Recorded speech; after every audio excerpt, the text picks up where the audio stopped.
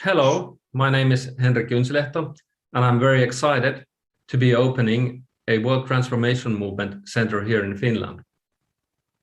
I was born in northern Finland in a town called Oulu, and I lived there for my childhood and my adolescence. And I moved to Tampere in southern Finland when I was 20, and I started studies at the University of Tampere. I did a huge load of studies.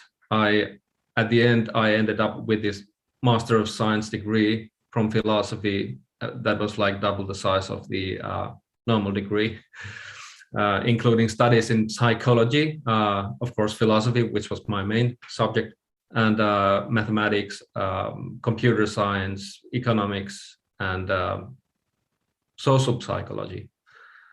So I wanted to basically know everything. I was keen. But after I got my degree, I also took studies in pedagogics, and I have a teacher's pedagogical studies, so I could teach in high school or junior high school. Earlier this year, I just stumbled upon this interview from Craig Conway, where Craig Conway interviews Jeremy Griffith, and I was like mesmerized with that interview about the topics, and it just stopped me and aroused my interest. When I first saw the video and started to read the book, I was like struck by lightning or something like that. I thought, this is it. I mean, this is what I have been looking for. That's what I was thinking. It was so big for me to be able to find something that resonated with the expectations that I've had during my life when I try to look for something more than just the dull explanations like, well, men are like that, and it's just natural for men to be bad and evil and selfish, and so I suddenly found something that told me a bit more about what's underneath the hood in human mind, what's going on inside human mind, and the situation or condition in which we are. And I just felt that for the first time of my life, I felt that this is it. This is what I have been looking for. It stopped me. I didn't need to go anywhere else anymore. Well, before I found the information, I was kind of like looking for meaning in life, what this all means, and going through any topic or ideas or materials that might contain answers. And I was doing that as a child. I suppose all children do that.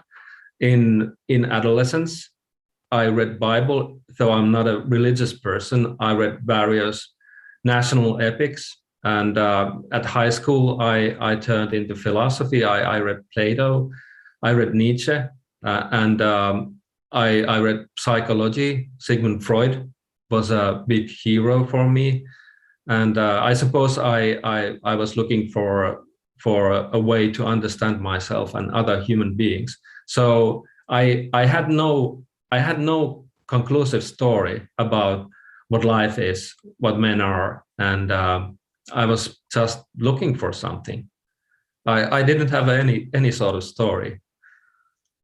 When I found the information and I started to digest that and let that sink in, I started to reevaluate some ideas or thoughts that I had about life and men before. For example, I thought, and I have thought for 30 years, that altruism is impossible and that selflessness is impossible, because I kind of like proved that to myself 30 years ago. And now Jeremy Griffith enters and he presents biological proof that we're not only capable of selfless behavior and altruism. He says that we are biologically predisposed towards such behavior, and that was so big, because I thought that I had covered that up by proving that it's impossible, and it was like a big festering wound in like sediments of my mind, because I have built a lot of behaviors and attitudes towards people, towards life and world, on top of that false thesis that I held and I thought that I had proved. And it was quite relieving. I carried that thesis for 30 years. And when I understood that I was wrong, it was pure bliss for quite a while. I mean, people at work are like asking, "Why are you smiling all the time?" Yeah, it's pretty odd, because I've always been a very kind of like a cranky guy who doesn't ever smile. And now whenever I see another person, I like start to smile, because I don't know what's happened.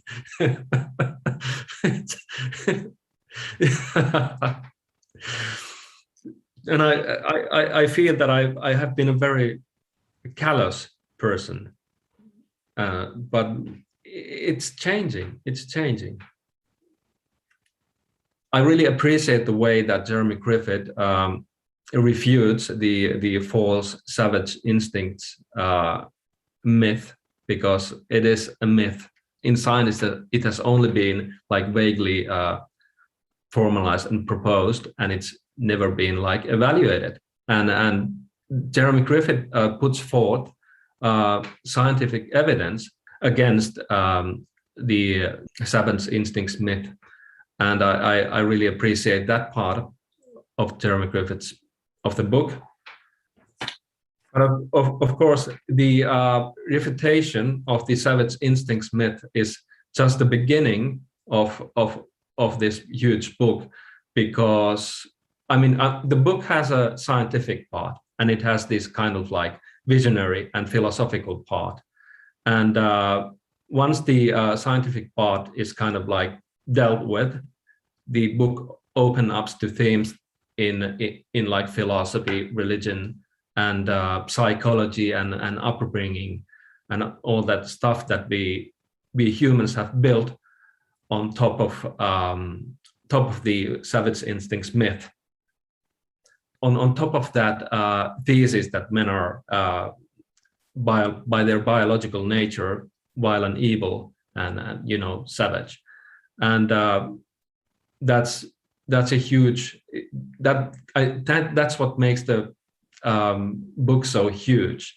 I mean, Griffith goes through religion and kind of like explains why there are these religious stories about the fall of man, which he views as pre-scientific stories about the history and prehistory of man. And he goes through Plato's cave allegory and explains what is going on behind that, under the hood. What I personally find really interesting in Jeremy's interpretation of Plato is that when philosophers read Plato, they kind of like have some sort of cognitivistic reading of Plato's cave analogy, and then you get muffled with or befuddled with this distinction between the material world and the ideal world. That is the problem of universals. But Jeremy Griffith Griffith's interpretation of Plato is like it's like a bomb. I mean, what he is saying is that it's not about material world and the world of ideas. It's about the universes are like imprinted in our biological makeup, and that's why we find them as unchangeable and unmovable and all that. Getting the information from Griffith's book and the different materials from WTM can make your life better and easier and happier, because it kind of shows us the way that we can think about other people and the way we can behave while being honest. I think it kind of heals human relationships, where you don't have to kind of like try to revalidate yourself all the time. If I had this information when I was in my adolescence, my life would have been so much more easier, because I wouldn't have had to learn to live in a world where you have to think about other people as selfish and have to think that selflessness is impossible, because it makes your relationship to other people so much better. I think that this information should be available to all children and young people in the world, so that they could grow into it and grow with that. I think this is a great science-based view of life, and it has a immense healing power, and it's a compassionate story and description about men and human history. I feel that with the evidence on the true biological nature of men, the next step is to kind of like apply that into more philosophical areas that are not like covered by exact science, like upbringing, psychology, and all the sort of things that we do in human societies. And I think that this information is just great in that it's like a compassionately understanding way of thinking about humans, and with great healing potential. Having found the information, I consider myself to be a very lucky person, and what I want to do next is to I feel that I have the responsibility to spread the word, so to speak. And that is why I want to open this WTM center in Finland, so that the information is available, at the movement has presence in Finland. Okay, so please get in touch. We'd love to hear from you.